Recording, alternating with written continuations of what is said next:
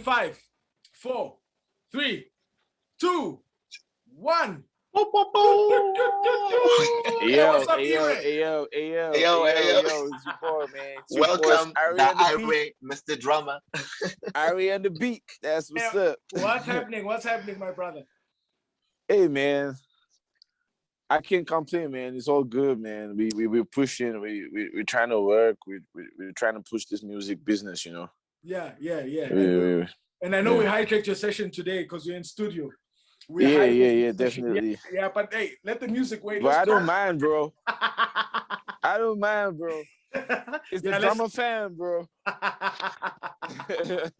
That's lovely. No, before we start, just a couple of announcements for everybody that's watching. Please make sure that you like the page. Please make sure that you share content. Make sure that you share it.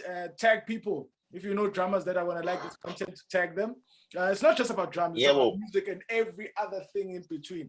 So, but today we've got Ire. Ire, so for the few who don't know who Ire is, how would you introduce yourself to them? You say what? For the people that don't know who Ire is, who you are, you know, how would you introduce yourself to them? Hey, man, I'm Ire on the beat. Keeping it real. Yeah, man. Yeah, that's what's up. I'm a musician. I'm a drummer. I'm a producer. And yeah, man, I'm just a lover of life, man, and love of people, man. You know. No, great stuff. Because even your Bible tells you that if you don't love those you can see, how can you love God you haven't seen? You see. So yeah, man, I'm a lover of people, man. So yeah, man, that's basically who I am, man. I'm just living this life to be happy, man. There's no time for bad energy, bro. Sure. So tell me now. No time. Well, how was your childhood? You know, you coming up as a child, how was your childhood and how were you as a child? Yo, man. My childhood was very musical, bro. I'll say that because my dad also is a musician and a producer, singer, drummer, plays the guitar, the keyboard, and yeah. So I always everything was I always was in the studio growing up. Like I always had music around me. I had like back home in Nigeria. Then I grew up. I was born in a city called Kaduna. Okay. And my dad always had like the best cats in his band, you know. So I grew up watching those guys, like, and I never really learned. Nobody really showed me how to play drums. I just needed to see my dad sit on those drums and play, and immediately he stood up. I could do what he was doing. You see. So I feel like it was a gift, you know. I didn't have to go to school to learn it or anything. I just what people did and I could do it immediately. They stood up. Thing. Yeah. So outside of music as a child, how was the childhood then? Do you have siblings? Yeah, I do have. I had 5 sisters. I'm the only guy. Yeah. So I had 5 sisters. I lost one in 2014. Yeah, my immediate younger sister. Okay. Yeah, I lost her to cancer in 2014. Very sad, but yeah. So I have 4 sisters now, and one of them also is a musician. The oldest is a musician as well. Yeah, she's kind of big in Nigeria, and the rest of them are not into music. Yeah, the rest of them are not into music. Everybody's just busy, about their lives and whatnot. But like, so you'll be the one collecting the dowry. Yeah, man. Yeah, bro. Like, everybody has to come submit to me, man. All the money's coming that way. That's what's up. Very nice. Okay. No, I think okay, let me just ask one question and then I'll give it over to Leroy. Okay. I also wanted to know that do you remember your very first gig? I mean, I think you're fortunate in the sense that you were born in a space where there were musicians. I mean, your dad was was a musician. Is a musician still alive? Yeah, Still plays. Yeah. Still plays, yeah. So your dad is a musician. So you've got that fortune of being born in that environment. Yeah. Music at the highest level happening. But do you remember the very first time you played with other musicians? Not just messing around, but I mean, whether it was a service or whatever. Yeah. Do you remember the very first time you played in front of an audience and it was not you messing around? It was actually you making music for an audience. Oh, that was so far back, bro. Because I've been playing in front of audiences since I was. You've been at it since for a I while. was like 4 or 5 years old, bro. I've been playing in front of audiences since I was that young. So it's so hard to remember. You can't remember the very first time. I can't remember, bro. The very first. It's been a while.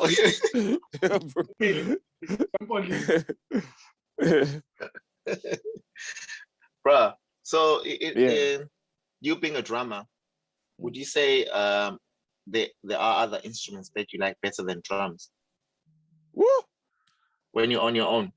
Well, being a producer right now, I mess with the keys a little bit. I used to play the bass growing up as well. But my brother, nothing can take that love of drums, man. That taste of drums, my brother. If you're a drummer, you understand what I mean, bro. Like it's like ecstasy, bro. It's an addiction. You can't explain the feeling, bro. When you play drums and you make sense, it's something else, bro. The bias got you hard.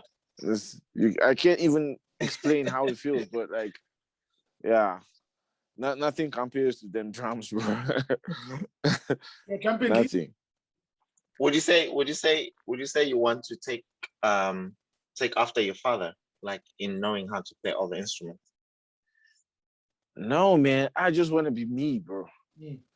I just want to be me. Even if I was not born a musician and my dad was a musician, if I didn't have it in me, it'd be cool to be something else, you know. I don't want to be something because my dad is that. I want to be just me, man. I'm very independent in my thinking, man. And even besides music, many other things, they expected me to follow in. But I don't want it because I don't feel it. Like my dad is a pastor, he's a clergyman, he's So they were all expecting that I was going to follow in those footsteps and be a pastor or pastor at church and stuff. I'm like, no, man, I'm not there. Here, I'm not there. Like, I just want to play music and touch lives, man, and just make people happy. Yeah. And we'll see where it goes from there. Yeah. All right. So you coming to South Africa, can you maybe, you're in Nigeria, you're a musician, everything is going very well. And you've got a support system there. What motivated your move to Johannesburg? And can you give us a backstory, you know, as far as how that whole thing... I'll tell you this. When I came to South Africa, I was actually on my way to the States to join my family there. Because I was studying. I just graduated university. So I came here. I got a scholarship to go study at Berkeley School of Music. So I came here for the auditions. Okay. And I got to SA and I'm like, hey man, this is Africa. It's so nice. There's order, like everything works. The system is working. Why do I need to go to America if Africa is habitable? Like if there's order and there's basic amenities that and facilities that they have there in Europe and whatnot. I was like, I'd rather stay with my brothers in Africa, and as long as I have what I need. That was what made me stay. Okay, so you got to the auditions. Where were these auditions? In Cape Town. Okay. So I landed in Joburg. Yeah. I landed in Joburg, stayed here for a couple of nights, 2 nights or so. Then I was off to Cape Town for the auditions. I remember. Yeah, I came with a friend, Sam. He plays the piano. He's a jazz pianist. He's there in America now. Well, I said I'll stay. So what happened to the scholarship? You left it. You say? You left the scholarship. It was a. They didn't give me a full one. Okay. It was a half scholarship, and I didn't want to put that pressure on my parents again, because I went to one of the best schools in Nigeria, one of the best universities, private universities in Nigeria, very expensive. Okay. So I didn't want to put that pressure on them because I have other siblings. I wanted them to also have the opportunities I had, Okay. So I was like, so I went to Copa. Yes. Yeah. So I went to Copa, even though I didn't finish like what I said, because I felt like drums. I'm learning how to read music and whatnot. I could do that at home, and the person that was even teaching me was like, was weak. I can teach you, bro. Yeah. But yeah, so I learned how to read music over YouTube, bro. Yes. Okay. I went back and I started learning how to read over YouTube, and it works for me. So I was like, why pay 50-something thousand just for that? But I felt like I shouldn't have gone for music theory. I should have gone for something like sound engineering or something, because now look at what I'm doing. I'm a producer now, making beats and whatnot for people, and I feel like my time at Copa would have been more helpful if I did sound engineering or music production or something like that. But you see, we drummers, we're too crazy about this drum thing that we think, that's the only thing.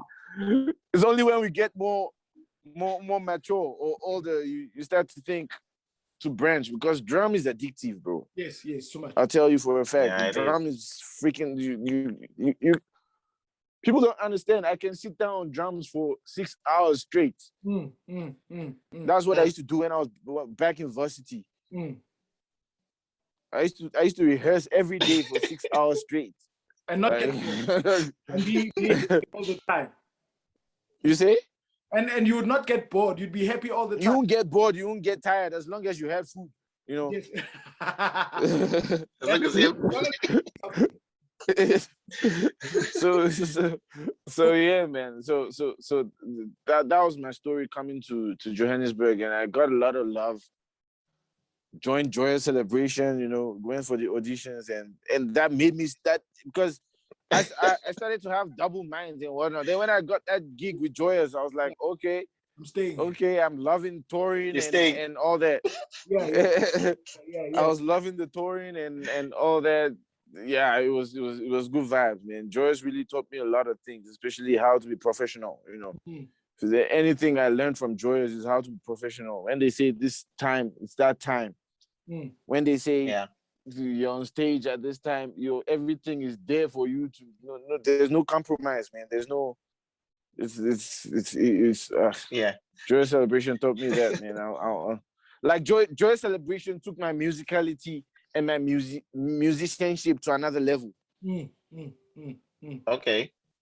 Yeah. Would you say you met a lot of people or artists or musicians during the jazz gig?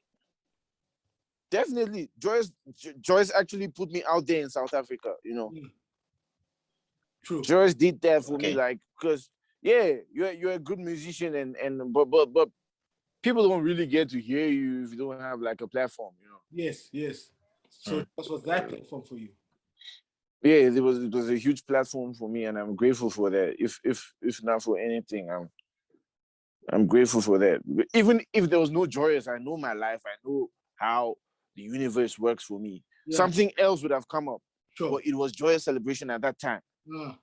That's why I never hold on to things too tightly. When it was time to leave Joyous Celebration, I left without a fight. Yeah. I left. Like, I don't hold on tightly to anything, because you don't own anything in this life. Yeah. Even a girlfriend or wife or any nothing. For real. Yeah, for real. Because when you hold on to things, bro, too tight, that they have control over you. Sure. No, they have control over you. But when you leave, so you left the gig. I did. I did when it was time to leave, bro. Yeah. Because I don't want to go into details. Yeah. I don't want to go into details because yeah, it might not been as smooth as anyone would have wanted, but like when it was time, bro. It was like, bye. It was time. Oh, there's a backstory to it. Okay. Definitely, but like, yeah, it is what it There's a is. backstory. Yeah, there is a backstory to everything. No, but yeah, I think. But you have to set the record straight. My brother, I'm good, man. I'm living my life and I'm chilling, bro. Yeah, I'm loving my life, man. And I'm sure they're loving theirs too. yeah. That's the most important thing. Everybody's happy. Yeah, Joy is everything's still moving. doing great, you Yeah. know. They're still doing Yeah, great. that's true. I'm great. That's the most important thing. Because you see, not every relationship is meant to last Forever. as long as others, you Yeah. know. And when you're trying to when you try to force it, that's when problems come. So Yeah. when you came to South Africa, which were the musicians that were closest? I remember you were talking about Copper. Yeah. So which were the musicians that were like, you know, the first musicians that? Besides Sam. Yeah, Are you saying besides who? Sam. Besides Sam. Sam.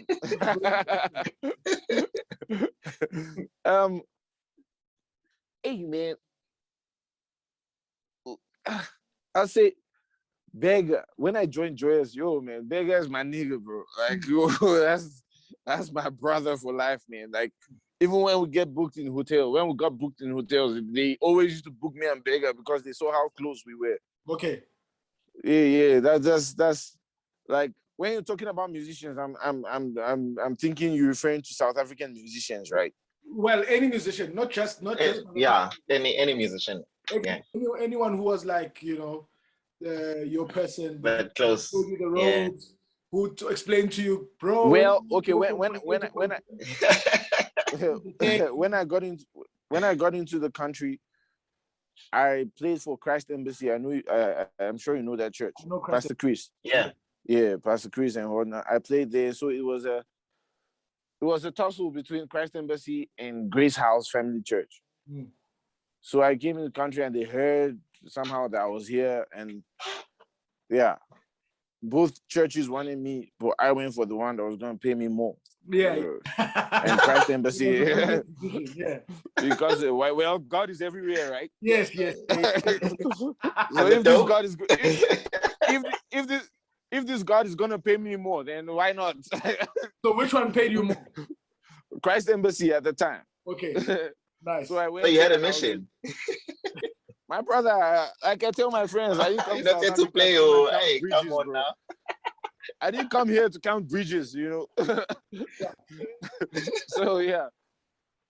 So I went to Christ Embassy and I was there for some time, and then I got the Joyous gig.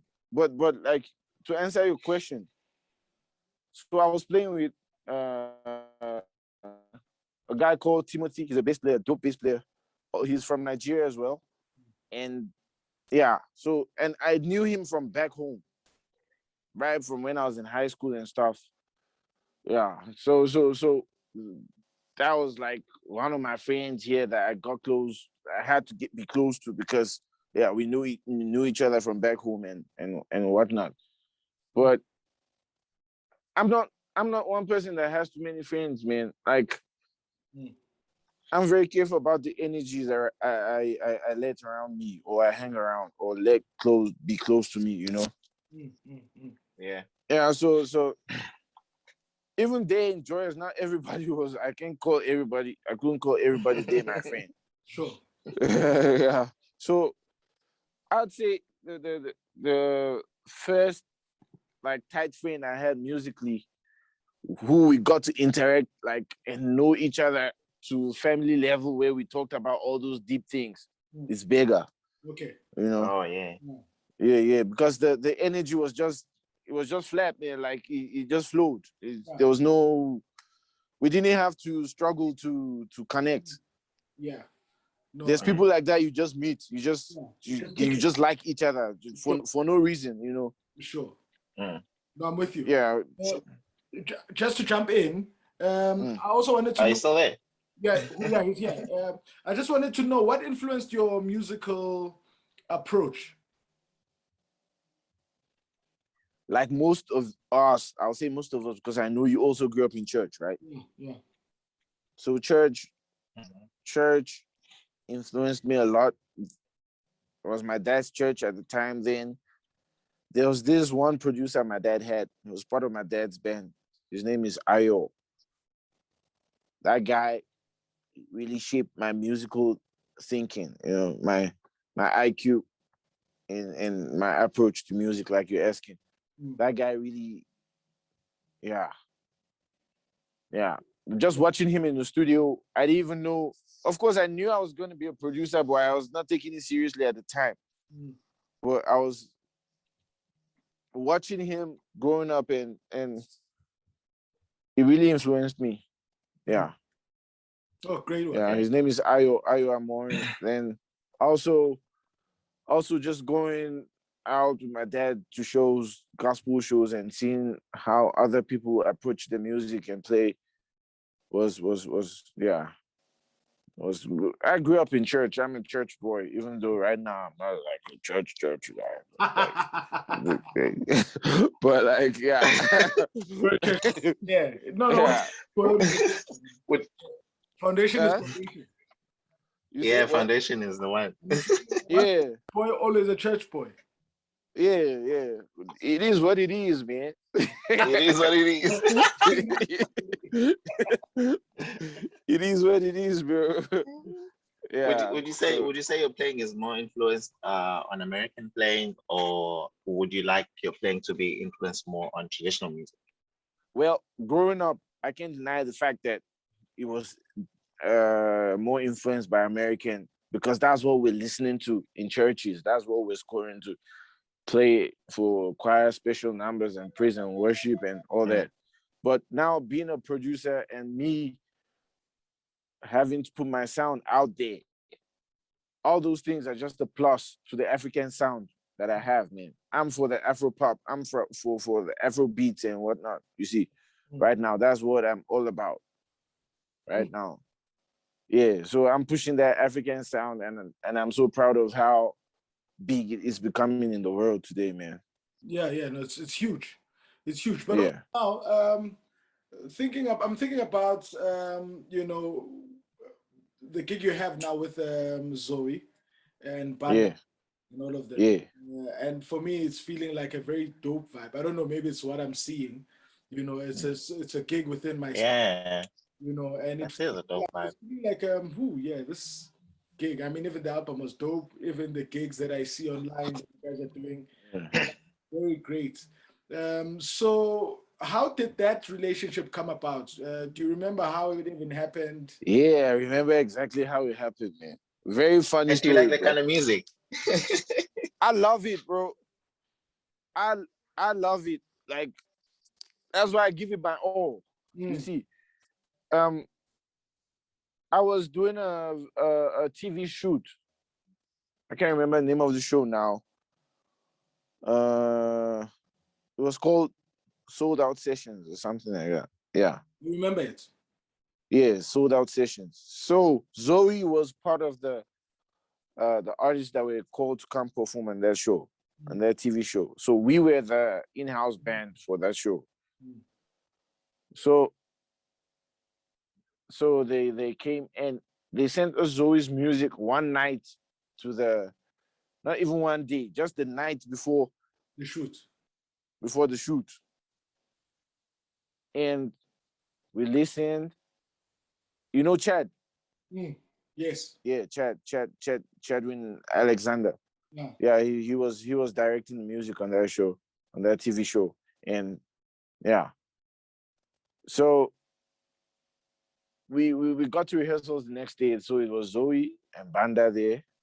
And we played the music once. And Zoe's music is crazy, man. It's technical. Sometimes it's 7/8, sometimes it's something else that you and we killed it. Yeah. And Zoe and Banda was like to Zoe that I think this is the guy we need, man, for your sound. For your sound. I think this is the guy we need for your sound. And that's how you started. And that's how we started, bro. Like Sunday, the next Sunday or something, I just got a call from Banda, bro. Where are you, man? They were having this shoot with Red Bull. Yes. At Red Bull Studios, and it was Red Bull vibe, and I went there, and this time I had not even heard the songs because I just played those songs we were doing for the shoot. Yes. So now they came with other songs at the Red Bull. Yeah. And at the Red Bull event and at the Red Bull shoot, another TV shoot, and they gave me the songs right there at the sound check. Okay. So all the time I had was just to listen once and play. Yeah. So I just listened to the vibe, and I'm like, okay, cool. No, but that's we would say that's all. Yeah. Jump in. Lee, what you say? I'm saying we would say that all you're learning from the age of 4 or 5 came into effect that day. Yeah, definitely. all that came into play, and yeah, it helped a lot. So yeah, so that's and another important thing was just I felt the vibe, man. Zoe is all about love, man. Look, Zoe is one person. I've never seen Zoe speak rudely to anybody in my life since I've known her. Yeah. I've known her for 3 years now. We've been playing together for 3 years now. Bro, I've never seen Zoe talk rudely or harshly to anyone before. Always calm. So, yeah, in that band, it's all love, bro. There's nobody backstabbing the other one. If someone has a problem with the other one, we share it. Like, it's just good vibes. No. And that's where I want to be, bro. Yo, that's the kind of energy I want to be around, bro. That's the kind of energy I've been praying for, to have, like, to be around when it comes to music. I'd rather leave a gig, bro, no matter how much it pays. If my spirit is always depressed when I'm there. Yeah, I was rather. I'm sure right now you can understand what I mean. I'd rather leave if my energy. You're taking us to the other kid. No. I'm just saying, bro. I'd rather leave if I'm in a place where my energy is always, bro. Calm. Yeah, I love my happiness, bro. No, that's very important. Yeah.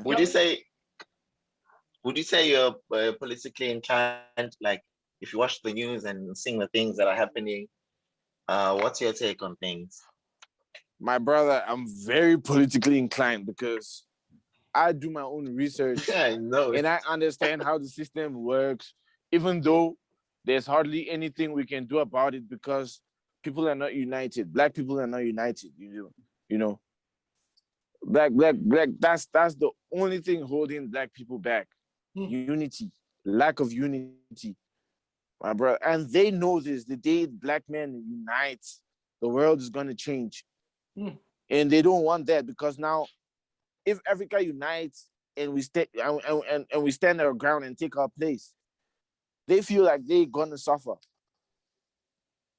We shouldn't be. We're all here to share. They know they're going to suffer. Yeah, they know. Yeah, because and what scares them the most is because they know what they've done. It's a guilty conscience, you see. Yes. They know what they've done. But Black people are not like that. True. Black people are not like that, even though Black people are fucking ignorant. Forgive my friend. It's okay, yeah.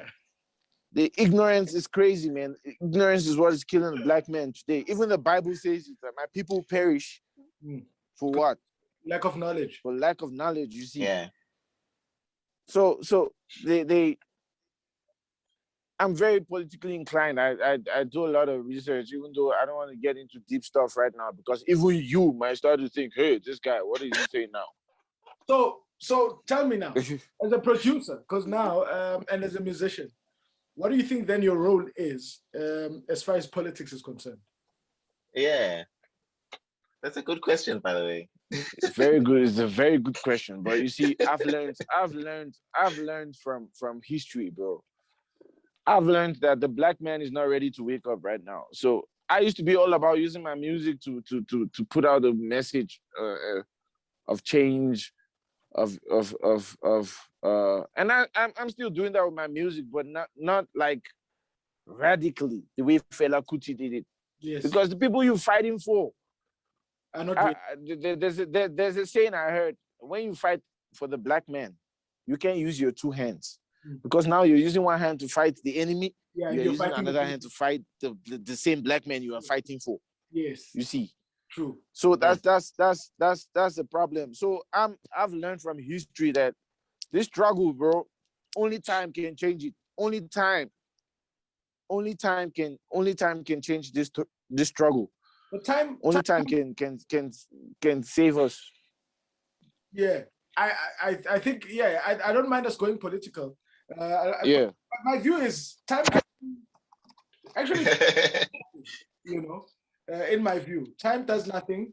All that happens is that over time, some people might learn certain things, you know, that's it. But to be honest, time. But it takes time. Even that learning takes time. That's what I'm saying. The learning, everything takes time, and time is everything. Yes. That's how I see it, though. The people must do. I think the people must do, you know. No. I support you on that. The people must do. Yeah. But now it takes a collective doing. Yes. For anything to happen. And for that collective doing to happen, first of all, we have to unlearn many things. Yes. We have to unlearn many things. Just because you're a Christian now and someone is Muslim, we don't want to come together. We're killing each other. Yes. Just because someone is Zulu and this one is Xhosa, we don't want to come together. Just because one is Nigerian, this one is Zambian or Namibian, we can't see eye to eye. My brother, nothing is going to happen. That's why I'm saying it only takes time. Because right now, collectively, we can't do anything because people are not willing to cooperate and unite. In our generation, my brother, I'm not cursing our generation, but I'm just saying it's not going to happen in this generation. Okay. If there's going to be a change where the black man is going to take his place, but it's not now. because we still believe someone is coming to save us. Yes. When we are the ones that are meant to save ourselves. Yeah. Do you think we've invited the enemy into the table? Definitely, we've been doing that for ages.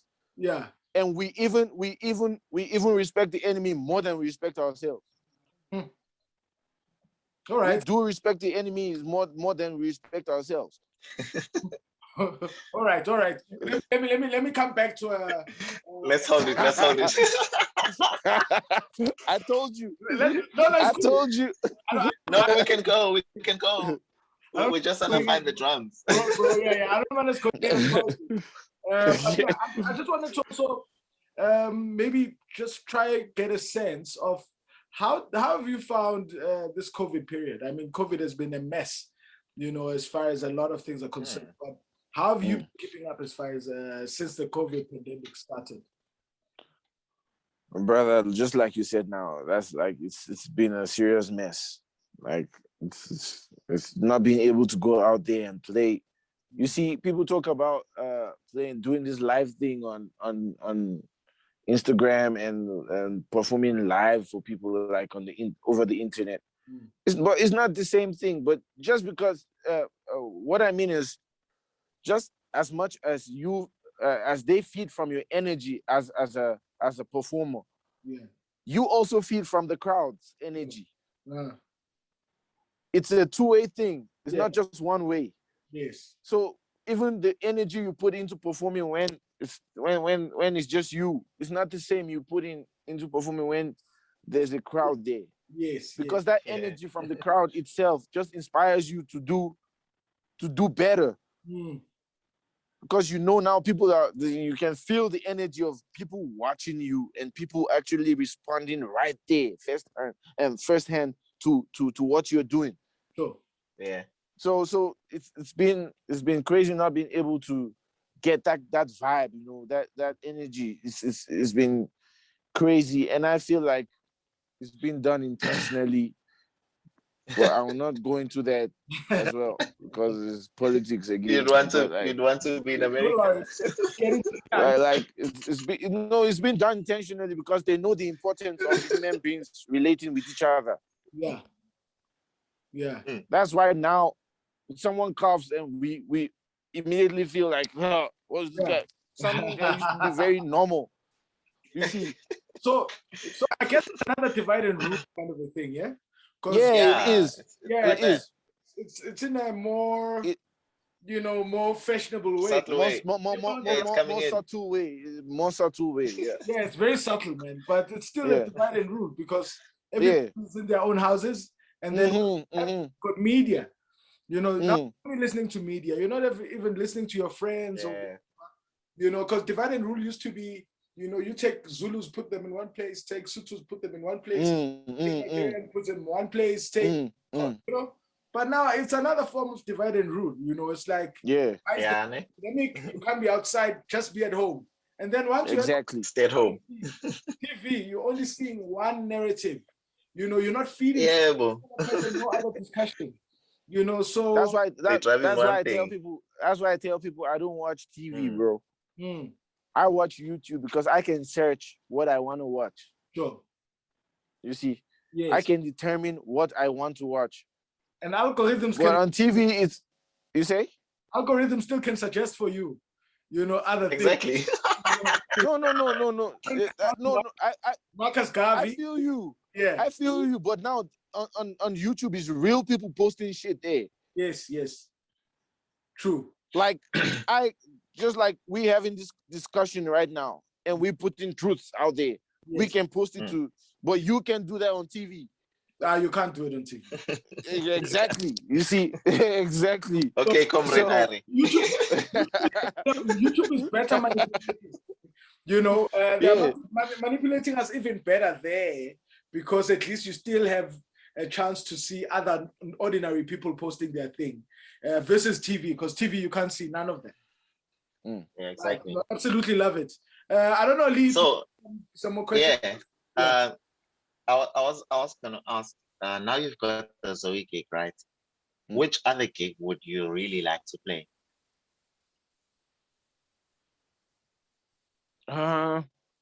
Even besides Zoe, I play with other artists like RJ, like Proverb is. I play with Proverb, but he's more busy with his idols things now. He's just kind of put a pause on music and stuff. So a couple of other artists I perform with, that like a gig that you really want to do. Hey, I don't know, bro. I just want to do my thing. You'll see it as it comes. No, yeah, exactly that. But I also want to put myself out there now as an artist. You see. Sure. Great. Because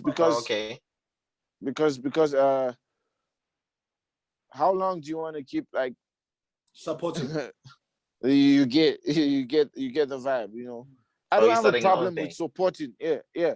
I don't have a problem with supporting, especially when the energy is perfect. You see, but you also knowing myself, I feel like I'm also a leader. You see, I feel like I also have a voice that people need to hear out there. Yeah. So even in my supporting, I'm also pushing my own voice and my own craft. Yeah.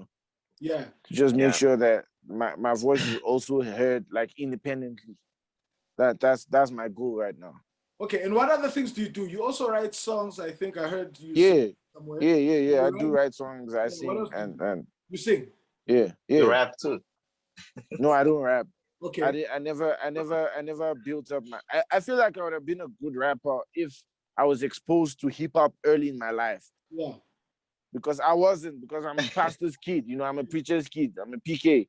So the kind of music we were exposed to was gospel music, and every other music was a sin. Yes. That's how we grew up. I don't know what kind of bullshit that is, but like, it is what it is. But I feel Come on now.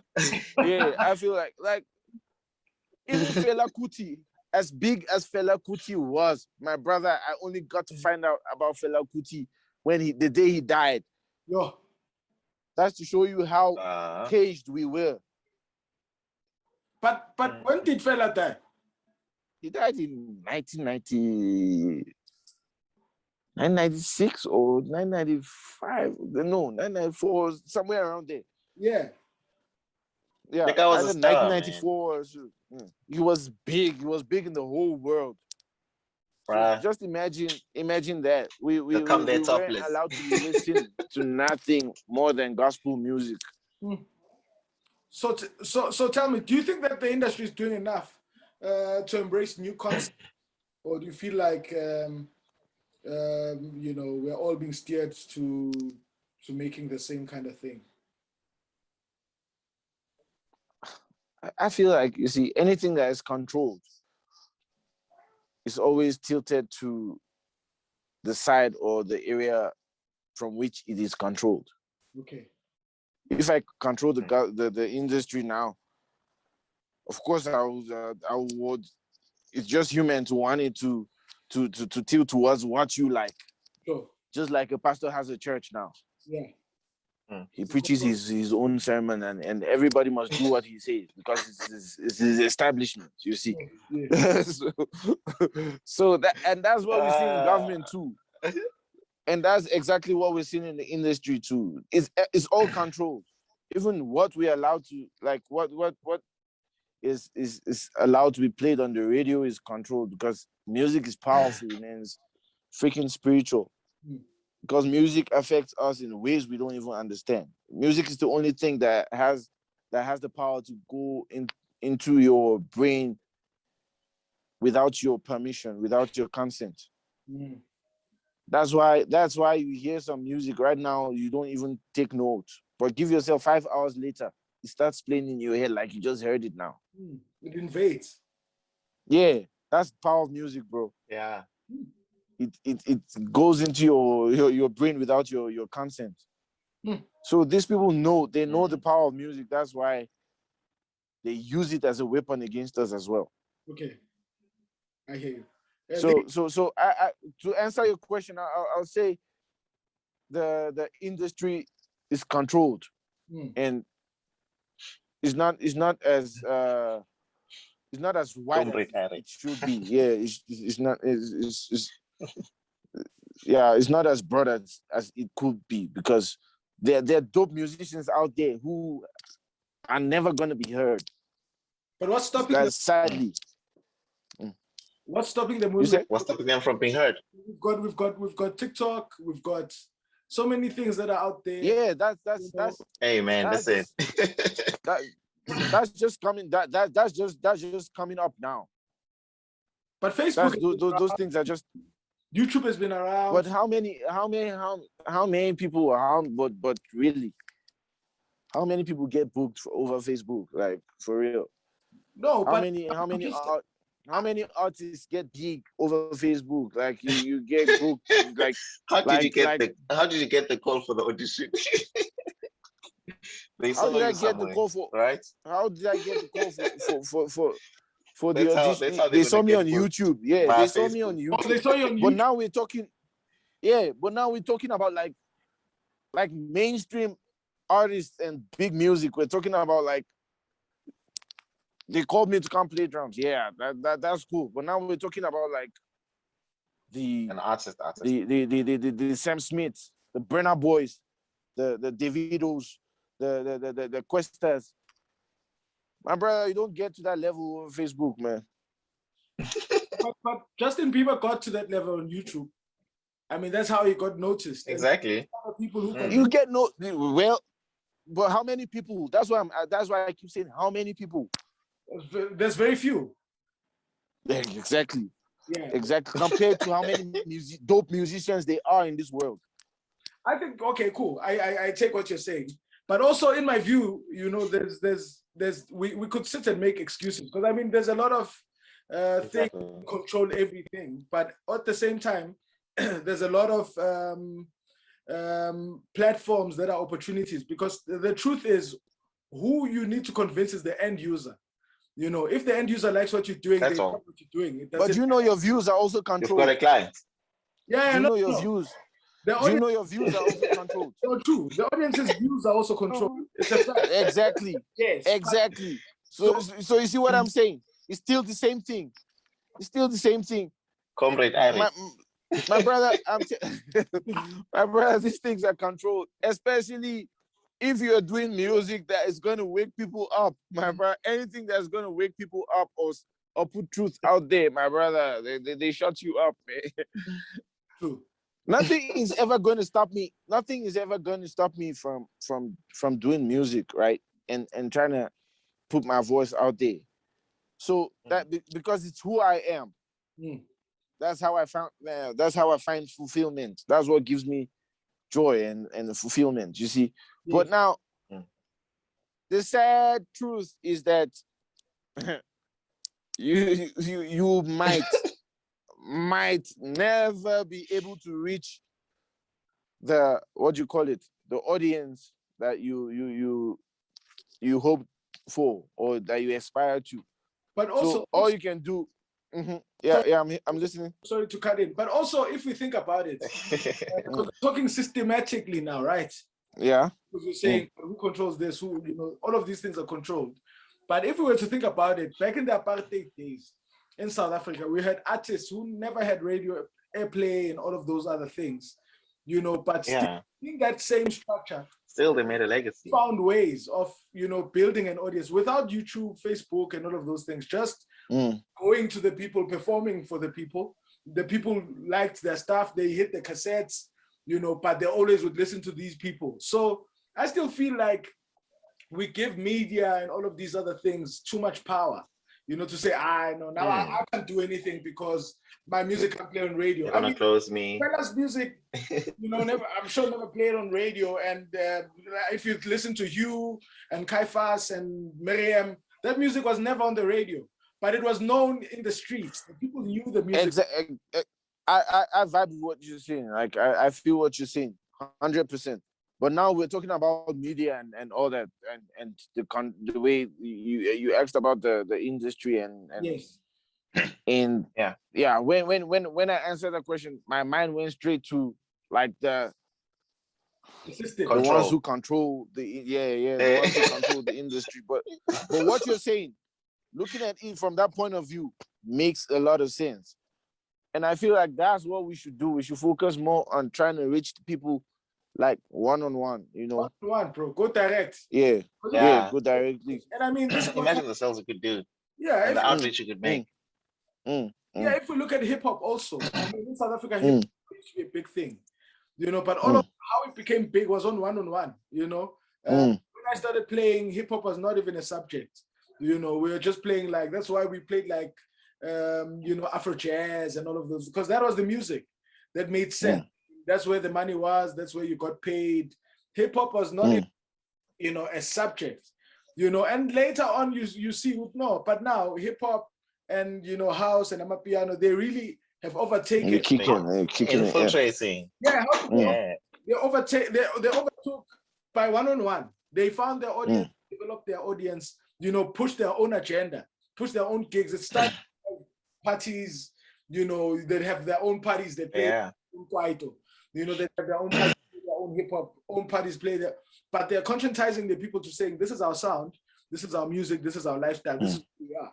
Bam, where are they now? They're controlling the whole thing, you know. So for me, I think that's the discussion to say that we must stop also looking at, you know, whatever that's happening in the world as a disadvantage.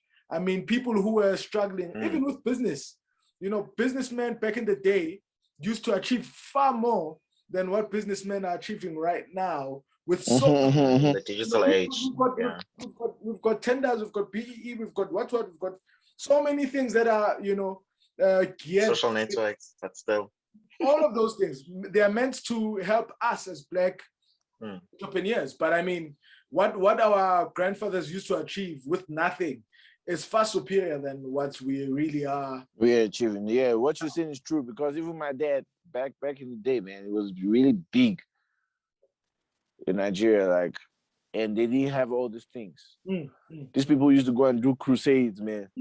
And fill them They up. just go to a place. They just go to a place and set up a stage and the crowd. Yeah. Big. You see, so no Facebook, no WhatsApp. That's it, man. These things. So because they didn't have people would come. Yeah, they didn't have excuses. They're like, this is what we have to go do. Let's go do it. They went there. I feel like this generation is freaking lazy, man. No, I feel like that too. We want to do something. When I post, and after I post and no one likes, it's like for real. Even to go holler at the chick, man. You want to do it online. You don't want to go. You want to put on chick.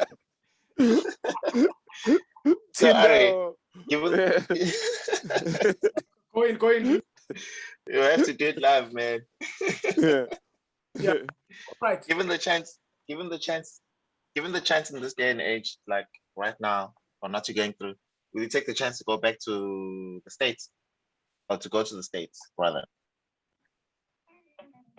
Definitely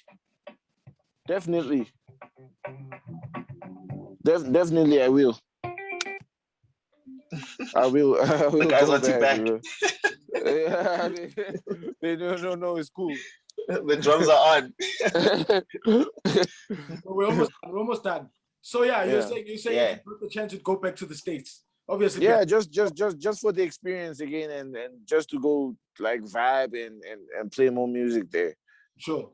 So I'm sure with Zoe something like that is coming up soon. So but the thing is, I love Africa, man. I love being here. Do you understand? It's just sad that our leaders can't make Africa what it's meant to be. Sure.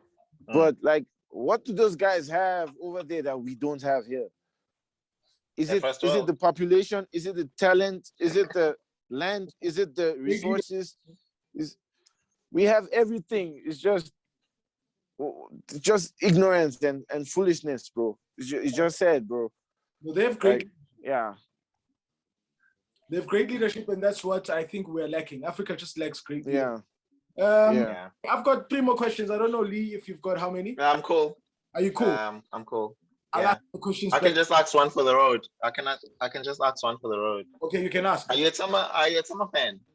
Or you just like another make of a drum kit? I love Tama, man. You see right there, it's a Tama Star Classic. Like, I'm a Tama fan. And if it's not a Tama, a DW do. But my number one is a Tama, bro.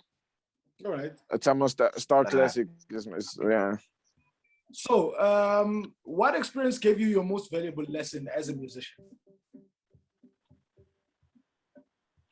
They're trying to call you. No. No. They want him back. I have to think of that. I've had so many experiences, but I would say what I've learned being a musician is how not to accept. It's just a general life lesson, though. How not to just accept every energy that comes around me, you know. Is how to let people prove their worth before I let them like into my space or into my heart, or like it's just general, because you meet people, you play music, and you like the way the person plays, and you guys are vibing,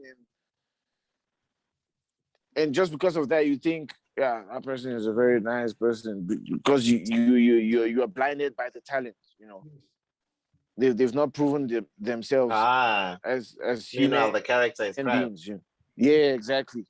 You see. So I've learned not to get carried away by what someone can do or their potential. I'm more carried away by, just like they say, actions speak louder than words, you know. So I let people's actions determine how much I value them or let them in, type of vibe, you know. All right, I'm with you. I'm with you. Second last question. What is your dream for the industry? Personally or collectively? Your dream for the music Your industry. dream. And you're a producer now. Yeah. Yeah. My dream is to be able to get that sound out there, bro. Mm. To get that sound and touch lives by it, like make people feel good, you know. Because there's too much crap happening in the world right now, you know. And people just need an escape, you know, from all this craziness, you know. Yeah. So I want to be a sound that just gives people hope and joy and love, you know. I want to be that sound, you know. All right. So, but for the industry, so what's the one thing that you'd like to see happening in the music industry? Unity, bro. I'd like to see more unity. I'd like to see more South Africans collaborating with Zambians, with Ethiopians, with Nigerians, not just for the business, but for the heart, you know. Sure. And that's what I've Yeah, gotten dope. to experience in Zoe's band, you know. I don't feel different there. Yeah. We just vibe. We just live, we just play, we just enjoy ourselves. There's no I've played in bands where I felt like I'm a Nigerian. Yeah. Oh. You know. Yeah. But I don't see myself as a Nigerian, just the way I don't see you as a South African, man. I see you as an African. Yes. And when I give people that energy, I expect it. I expect it back, you know. Yeah. I expect it back, so that's the love should be a two-way thing. It should be reciprocated, you know. Sure. But when you're giving, always giving, and you're not getting, it starts to feel like a scam, you know. Yeah, there's a deficit there. Yeah. Yeah, so that's what that's what I really want. I want to see more cooperation and more love, man. All right. No, my last question then is, if you were to go back to your 12-year-old self, what advice would you give yourself? Man, live your life, man. Live your life, bro. Don't care about religion, don't care about language, tradition, or all those things. Just live your life, man. That's the advice I would give myself. Are you sure you're a PK? Right. My brother, I am. That's the advice I would give myself, bro. Advice should give. That's the advice I would give myself, to live my life, man, and just enjoy your life, because you're still gonna die. Everybody's gonna die. Yeah. No matter how careful you are, yeah, you're still gonna die. Thank you, my brother. Earring. It was lovely, man. I've enjoyed it. It was so lovely hanging with you guys, man. I love it, man. Yeah, man. Absolutely love it. Yeah, man. Love the vibes. Love the honesty. Because, I mean, it's the whole point of these talks, you know. And definitely. It's got to learn a bit more about you, you know, together with everybody that's going to be watching. I think it's a very valuable episode. Yeah, man. Thank you very much. Follow I him. appreciate you guys, man. It's Irie on the beat. Keep it real, man. And give us love, man. There we go. How do people follow you? You say? How do they follow you?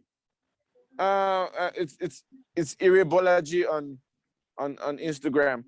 Okay. Irebolaji on Instagram, and on Twitter, it's Irebolaji as well. Okay. On Facebook, it's Irebolaji Arowolo. Arowolo. So yeah. Okay. Yeah, cool. yeah. On TikTok as well, it's Irebolaji, I think. Or Irie on the beat or something like that. On the beat. I don't know. On the beat, man. Thank you very much. That's what's up. It was very real. On the beat. Definitely, man. We need to link up and hang out. Not for the music, just for chilling, man. We must. In person. Yeah. End up very soon. Let's no doubt. Just to connect and finish this conversation. Definitely. Yeah. We need to do that, man. There's one we haven't finished. I feel this energy, man. It's beautiful. I feel this energy.